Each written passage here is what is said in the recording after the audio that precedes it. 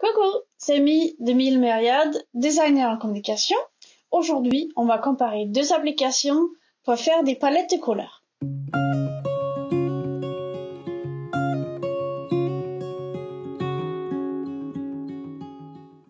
Les applications en question aujourd'hui, c'est Adobe Capture et Pocket Palette.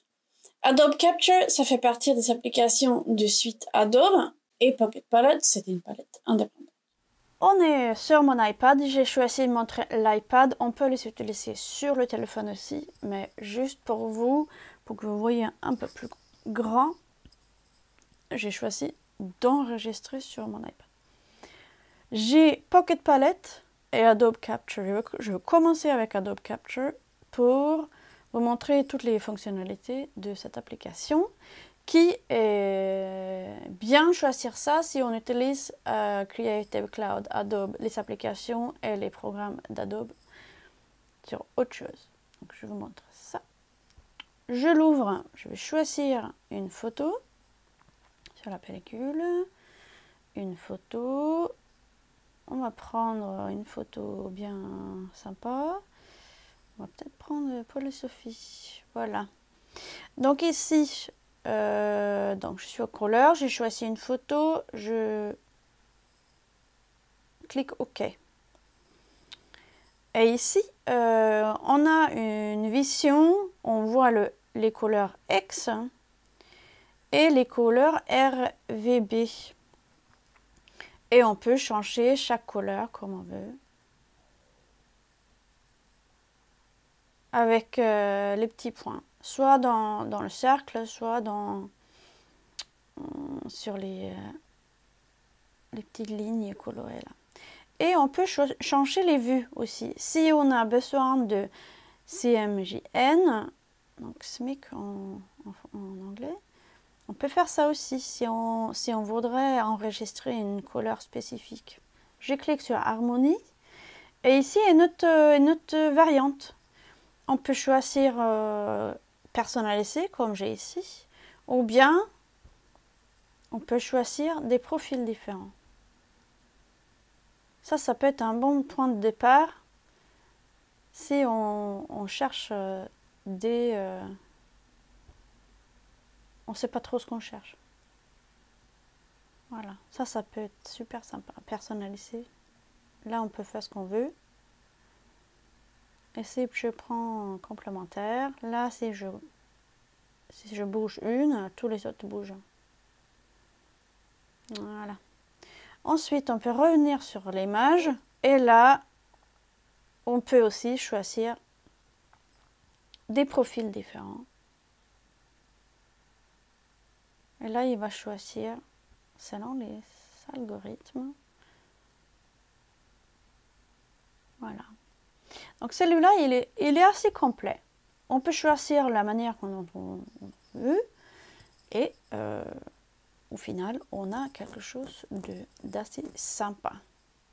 On peut passer du temps dessus. Ça, c'est sûr. Ça, c'est sûr. Ok, ça, c'est pour... Et on enregistre. Et si on a... J'avais déjà choisi une bibliothèque parce que là, si vous avez des bibliothèques, vous pouvez choisir quelle bibliothèque vous voulez, quelle bibliothèque vous voulez travailler. Donc ça, c'est pour les couleurs. Et là, voilà, les couleurs enregistrées. On peut changer le nom.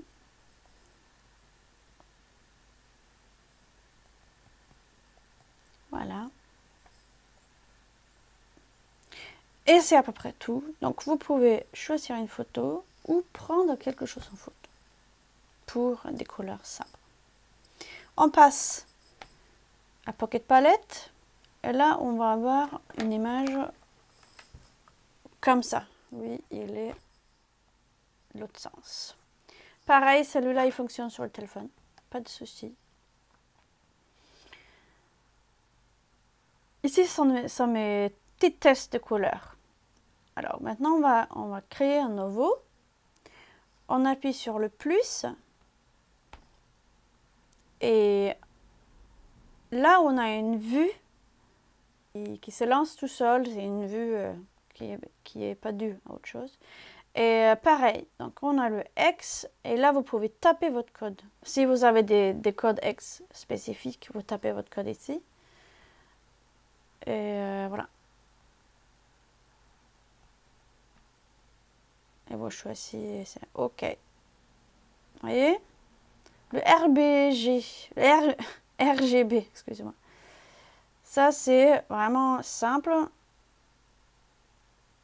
On peut choisir à tirer ou pas. Donc, à HSB, là, il y a une autre manière de choisir ces couleurs. Donc ça, c'est assez simple. C'est très bien si on veut enregistrer ces couleurs du site web. J'utilise ça pour enregistrer les couleurs du site web pour l'avoir dans ma poche tout le temps. Sinon, on va cliquer sur la petite goutte là, et là, je peux soit prendre une photo Access Camera ou Browse Photos, c'est-à-dire, je choisis une photo et on prend le même. On avait lequel? On avait Sophie, Paul. Là. Voilà. Donc c'est pareil, je peux choisir une photo. Je clique sur la couleur. Je clique sur la couleur que je veux changer.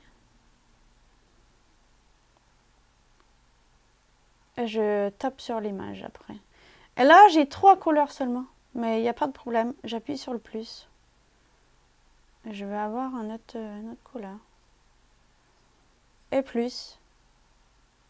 Et je peux en avoir plein. Voilà. Et puis, je peux changer. À partir de cette photo, ensuite, je clique sur les réglages. Et là, j'ai des couleurs. Et je peux les affiner comme dans l'autre application.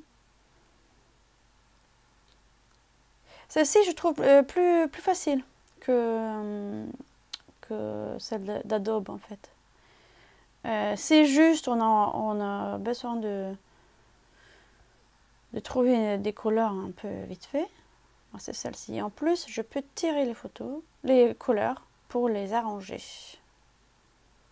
Ce que je trouve super sympa. Et j'appuie sur Finish.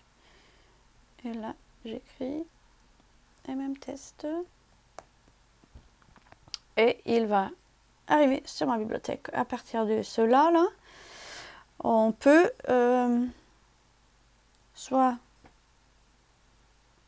changer de nom ou changer de couleur, voir. C'est pas mal quand je suis en train de faire des sites web d'avoir les codes X direct comme ça sur mon téléphone, c'est pas mal. Et ou jeter, ça je peux faire. Voilà mes amis, ça c'était mes 2 applications préférées pour capturer les couleurs.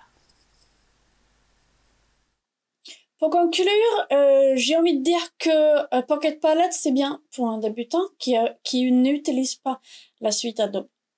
Après, il y a d'autres applications dans la suite Adobe gratuites qui sont très bien, surtout pour un iPad ou un iPhone. Voilà, j'espère que vous avez bien aimé cette comparaison. Vous pouvez vous abonner sur ma chaîne, faire un petit coup de pouce à cette vidéo et je vous dis à la semaine prochaine. Salut!